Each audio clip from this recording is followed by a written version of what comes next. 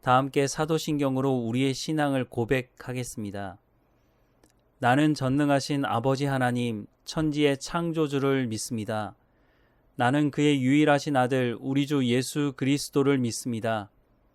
그는 성령으로 잉태되어 동정녀 마리아에게서 나시고 본디오 빌라도에게 고난을 받아 십자가에 못 박혀 죽으시고 장사된 지 사흘 만에 죽은 자 가운데서 다시 살아나셨으며 하늘에 오르시어 전능하신 아버지 하나님 우편에 앉아 계시다가 거기로부터 살아있는 자와 죽은 자를 심판하러 오십니다. 나는 성령을 믿으며 거룩한 공교회와 성도의 교제와 죄를 용서받는 것과 몸의 부활과 영생을 믿습니다. 아멘. 찬송가 301장 찬양하겠습니다. 찬송가 301장입니다.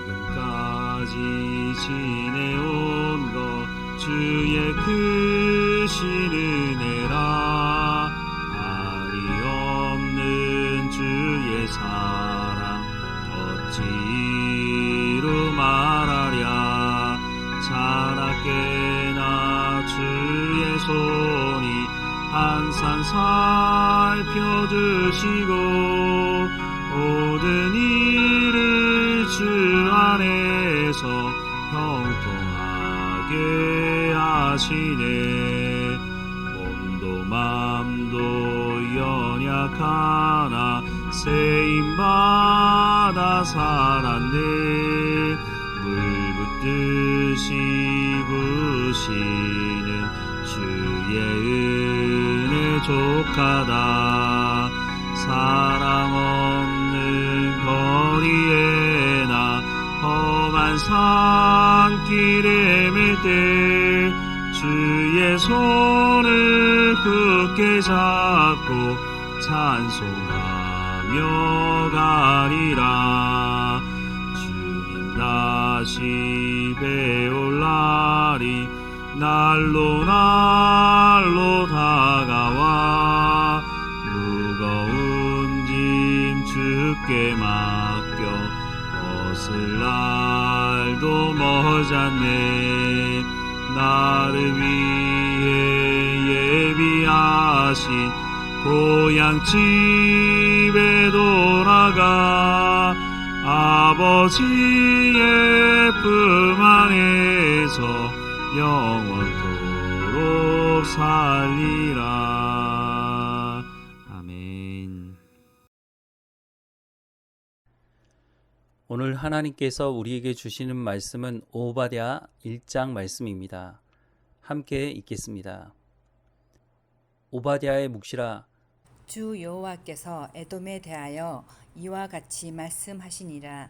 우리가 여호와께 말미암아 소식을 들었나니 곧 사자가 나라들 가운데에 보내심을 받고 이르기를 너희는 일어날지어다. 우리가 일어나서 그와 싸우자 하시는 것이니라. 보라 내가 너를 나라들 가운데서 매우 작게 하였으므로 내가 크게 멸시를 받느니라. 너의 마음에 교만이 너를 속였도다. 바위 틈에 거주하며 높은 곳에 사는 자여 내가 마음에 이르기를 누가 능히 나를 땅에 끌어내리느냐 하니 내가 독수리처럼 높이 오르며 별 사이에 깃들지리라도 내가 거기에서 너를 끌어내리리라. 여호와의 말씀이니라. 혹시 도둑이 내게 이르렀으며 강도가 밤중에 내게 이르렀을지라도 만족할 만큼 훔치면 그치지 아니하겠느냐.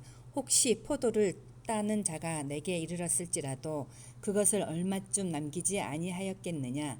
내가 어찌 그리 망하였는고 에서가 어찌 그리 수탈되었으며 그 감춘 보물이 어찌 그리 빼앗겼는고. 너와 약조한 모든 자들이 다 너를 쫓아 변경에 이르러 하며 너와 화목하던 자들이 너를 속여 이기며 내 먹을 것을 먹는 자들이 내 아래에 함정을 파니 내 마음에 지각이 없음이로다. 여호와의 말씀이니라. 그날에 내가 에돔에서 저에 있는 자를 멸하며 에서의 산에서 지각 있는 자들을 멸하지 아니하겠느냐. 드마나 내 용사들이 놀랄 것이라. 이로 말미암아 에서의 산에 있는 사람은 다 죽임을 당하여 멸절되리라. 내가 내 형제 야곱에게 행한 포악으로 말미암아 부끄러움을 당하고 영원히 멸절되리라. 내가 멀리 섰던 날 곧 이방인이 그의 재물이 빼앗아 가며 외국인이 그의 성문에 들어가서 예루살렘을 얻기 위하여 제비 뽑던 날에 너도 그들 중 한 사람 같았느니라. 내가 형제의 날 곧 그 재앙의 날에 방관할 것이 아니며 유다 자손이 패망하는 날에 기뻐할 것이 아니며 그 고난의 날에 내가 입을 크게 벌릴 것이 아니며 내 백성이 환난을 당하는 날에 내가 그 성문에 들어가지 않을 것이며 환난을 당하는 날에 내가 그 고난을 방관하지 않을 것이며 환난을 당하는 날에 내가 그 재물에 손을 대지 않을 것이며 내 거리에 서서 그 도망하는 자를 막지 않을 것이며 고난의 날에 그 남은 자를 원수에게 넘기지 아니할 것이니라. 여호와께서 만국을 법할 날이 가까웠나니 내가 행한 대로 너도 받을 것인즉 내가 행한 것이 내 머리로 돌아갈 것이라. 너희가 내 성산에서 마신 것 같이 만국인이 항상 마시리니 곧 마시고 삼켜서 본래 없던 것 같이 되리라. 오직 시온 산에서 피할 자가 있으리니 그 산이 거룩할 것이요 야곱 족속은 자기 기업을 누릴 것이며 야곱 족속은 불이 될 것이며 요셉 족속은 불꽃이 될 것이요 에서 족속은 지푸라기가 될 것이라. 그들이 그들 위에 불어서 그들을 불사를 것인즉 에서 족속에 남은 자가 없으리니 여호와께서 말씀하셨음이라. 그들이 내 접과 에서의 산과 평지와 블레셋을 얻을 것이요 또 그들이 에브라임들과 사마리아의 들을 것이며 베냐민은 길르앗을 얻을 것이며 사로잡혔던 이스라엘의 많은 자손은 가나안 사람에게 속한 이들을 사르빗까지 얻을 것이며 예루살렘에서 사로잡혔던 자들 곧 스바랏에 있는 자들은 네겝의 성읍을 얻을 것이니라. 구원받은 자들이 시온산에 올라와서 에서의 산을 심판하리니 나라가 여호와께 속하리라. 오바댜서는 에돔에 대한 말씀을 기록하고 있습니다. 에돔은 야곱의 형 에서의 후손으로 유다와는 형제임에도 불구하고 남유다를 가장 괴롭혔던 나라이기도 했습니다. 에돔이 유다를 본격적으로 괴롭히기 시작한 것은 바벨론 편에 서면서부터입니다. 남유다가 바벨론에게 망한 이후에 남유다 사람들을 붙잡아 노예로 팔고 유다 사람들을 약탈하는 시간들을 꽤 오랜 시간 지속했습니다. 즉 바벨론에게 나라가 망했는데 거의 죽어가는 사람을 찾아와서 그 사람의 것을 다 빼앗고 또 죽어가는 사람에게 폭행을 가하는 것 같은 행동을 한 것이 바로 에돔이었습니다. 이런 에돔에 대한 하나님의 말씀입니다. 오바댜의 말씀은 에돔에 대한 심판을 말씀하시는 것이기도 하지만 유다 입장에서 본다면 위로가 되는 말씀이기도 합니다. 그렇다고 해서 남유다에 대한 심판을 하지 않겠다라고 하는 것은 아닙니다. 에돔에 대한 말씀이기도 하지만 이 말씀은 사실 남유다를 향한 말씀이기도 한 것입니다. 사람들은 상대방을 향해 비난하고 욕하면서 자신은 어떤 모습인지를 모를 때가 많습니다. 상대방을 향해 손가락질하기 전에 내 모습이 어떤 모습인지를 살펴야 합니다.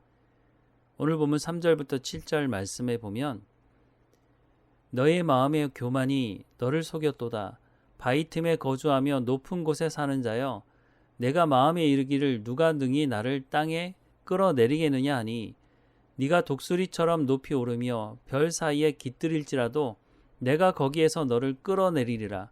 여호와의 말씀이니라. 혹시 도둑이 내게 이르렀으며 강도가 밤중에 내게 이르렀을지라도 만족할 만큼 훔치면 그치지 아니하였겠느냐? 혹시 포도를 따는 자가 내게 이르렀을지라도 그것을 얼마쯤 남기지 아니하였었겠느냐? 내가 어찌 그리 망하였는고? 에서가 어찌 그리 수탈되었으며 그 감춘 보물이 어찌 그리 빼앗겼는고? 너와 약조한 모든 자들이 다 너를 쫓아 변경에 이르게 하며 너와 화목하던 자들이 너를 속여 이기며 내 먹을 것을 먹는 자들이 내 아래에 함정을 파니 내 마음에 지각이 없음이로다 라고 말씀을 하고 있습니다. 에돔은 동쪽으로는 사막이 있고 북쪽으로는 골짜기가 있어 에돔을 공격하기가 쉽지 않은 지형을 가지고 있었습니다. 그래서 외부로부터 공격을 잘 받지 않으니 교만했다고 말하고 있습니다. 그러나 하나님의 심판은 예외가 될 수 없습니다. 도둑이 들어도 값진 것만 약탈해 가고 포도를 수확할 때 충실하지 않은 것은 남겨두기 마련인데 그렇지 않겠다고 말씀하는 것은 완전한 멸망을 말씀하는 것입니다. 또한 동맹을 맺은 나라는 전쟁 때 피신을 도와야 하는데 난민들이 피신하지 못하고 에돔 땅에서 망하게 될 것이라고 말씀하고 있습니다. 이렇게 된 중요한 원인을 에돔의 교만이라고 말씀하고 있습니다.